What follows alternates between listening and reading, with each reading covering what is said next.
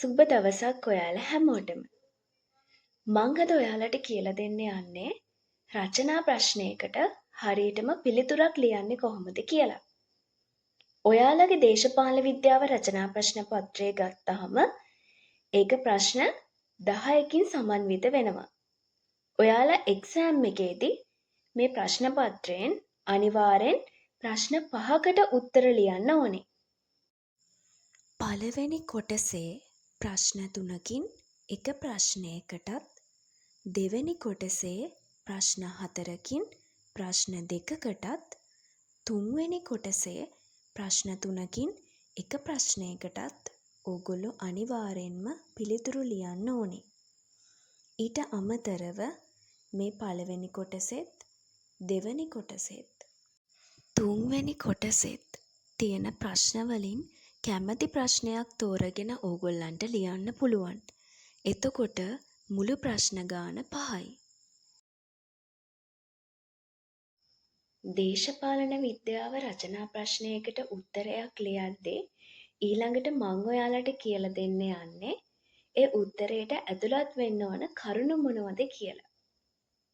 දේශපාලන විද්‍යාව රචනා ප්‍රශ්නයකට උත්තරයක් ලියද්දී මුලින්ම හැඳින්වීමත් ඊට පස්සේ සාකච්ඡාවත් ඊට පස්සේ නිගමනයත් ඇතුළත් වෙන්න ඕනේ.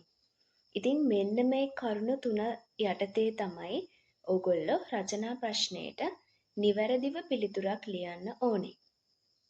මම මේක ඔයාලට උදාහරණයකින්ම පැහැදිලි කරලා දෙන්නම්.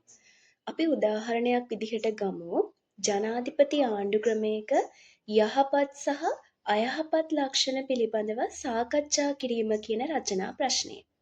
ඉතින් මේ ප්‍රශ්නයට ඕගොල්ලෝ උත්තර ලියද්දී මුලින්ම හැඳින්වීම ලියන්න ඕනේ. ඊට පස්සේ සාකච්ඡාව ලියන්න ඕනේ. අන්තිමට තමයි නිගමනය ලියන්න ඕනේ. ඉතින් මේ ප්‍රශ්නයේදී අපි මුලින්ම ජනාධිපති ආණ්ඩු ක්‍රමයක් කියන එක හඳුන්වන්න ඕනේ. ඊට පස්සේ ජනාධිපති ආණ්ඩු ක්‍රමයක මූලික ලක්ෂණ ලියන්න ඕනේ. අපි මේකෙදි මූලික ලක්ෂණ පැහැදිලි කිරීමක් කරන්නේ නැහැ. මූලික ලක්ෂණ විතරයි ලියන්නේ. මොකද ප්‍රශ්නේ අහලා තියෙන්නේ ජනාධිපති ආණ්ඩු ක්‍රමයක යහපත් සහ අයහපත් ලක්ෂණ මොනවද කියලා. ඒ නිසා අපි මූලික ලක්ෂණ විතරයි ලියන්නේ. ඊට පස්සේ අපි ලියන්නේ ජනාධිපති ආණ්ඩු ක්‍රමයක තියෙන යහපත් ලක්ෂණ ලියලා ඒව හොඳින් විස්තර කරනවා. ඊට පස්සේ ජනාධිපති ආණ්ඩු ක්‍රමයක තියෙන අයහපත් ලක්ෂණ ලියලා ඒවා හොඳින් විස්තර කරනවා. අවසානයේ තමයි නිගමනය ලියන්න ඕනේ. මං හිතනවා මේ වීඩියෝ එක ඔයාලා හැමෝටම ප්‍රයෝජනවත් වෙන්න ඇති කියලා. හැමෝටම සුබ දවසක්.